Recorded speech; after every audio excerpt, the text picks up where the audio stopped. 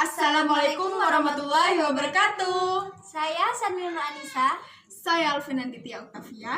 Di sini kita berdua dari PENS PSDKU Sumeneb, Prodi D3 Teknik Informatika. Di sini kami akan menjelaskan materi tentang sistem basis data. Nah, sebelum ke videonya, jangan lupa kalian subscribe dan tekan tombol loncengnya agar kalian menjadi orang pertama yang menonton video kita.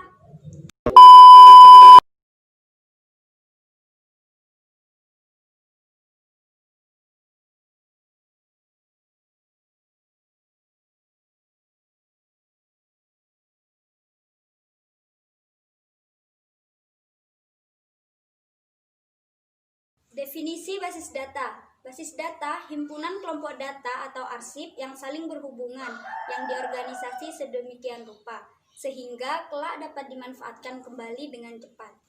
Adapun tujuan basis data yaitu 1.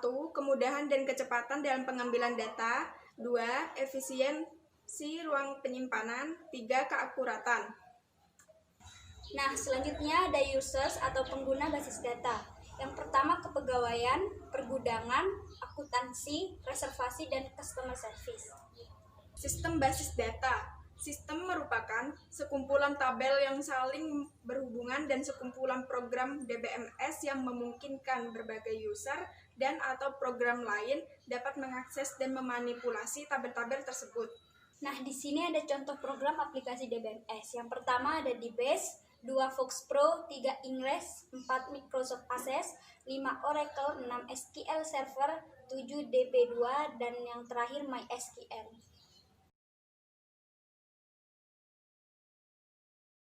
Komponen basis data. 1. Perangkat keras. Misal, komputer, memori, storage, peripheral. 2. Basis data yang memiliki fungsi sebagai penyimpanan objek database. Misal, struktur, tabel indeks, dan sebagainya. 3. Pemakai. 4. Sistem operasi yang merupakan program yang menjalankan sistem komputer dan melakukan berbagai operasi dasar sistem komputer. 5. Database Management System merupakan perangkat lunak yang memantain data dalam jumlah besar. 6.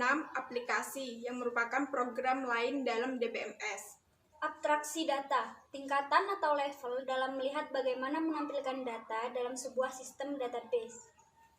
Level-level abstraksi data meliputi 1. Level fisik, 2.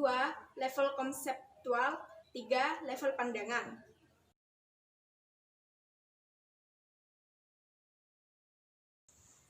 Yang pertama, level fisik atau physical level, meliputi level terendah dalam abstraksi data yang menunjukkan bagaimana sesungguhnya suatu data disimpan. User melihat data sebagai gabungan dari struktur dan datanya sendiri. Tingkatan ini berurusan dengan yang pertama, alokasi ruang penyimpanan untuk data dan indeks. Yang kedua, deskripsi rekod untuk penyimpanan. Yang ketiga, penempatan rekod data. Dan yang keempat, teknik kompresi dan enskripsi data.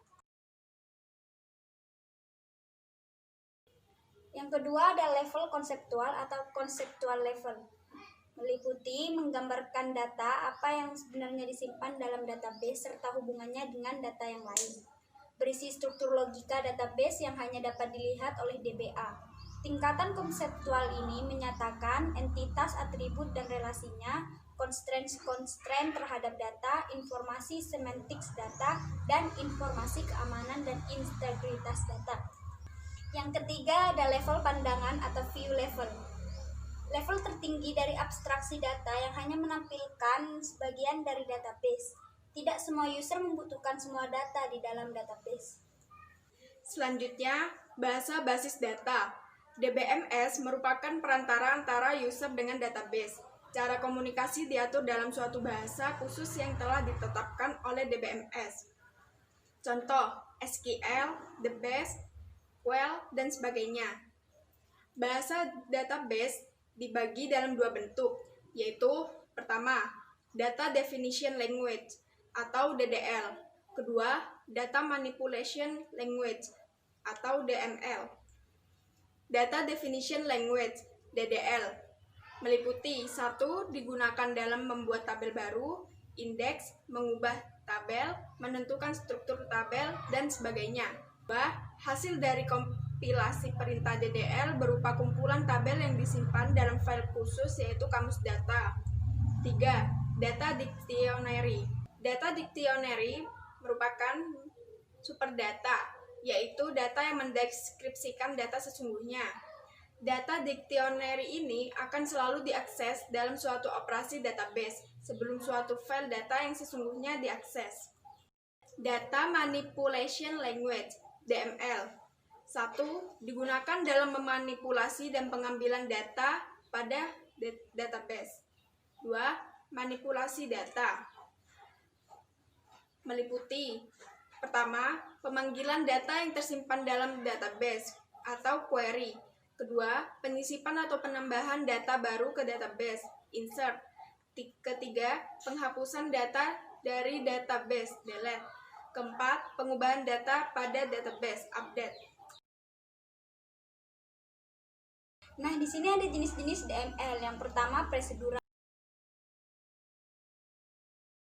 Menghendaki user untuk menspesifikasikan data apa yang diperlukan dan bagaimana cara mendapatkan data itu. Contohnya bahasa C atau C++, PL atau SQL, dan sebagainya.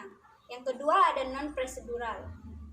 Menghendaki user untuk memspesifikasikan data apa yang dibutuhkan tanpa harus memspesifikasi bagaimana cara mendapatkan data tersebut. Contohnya SQL.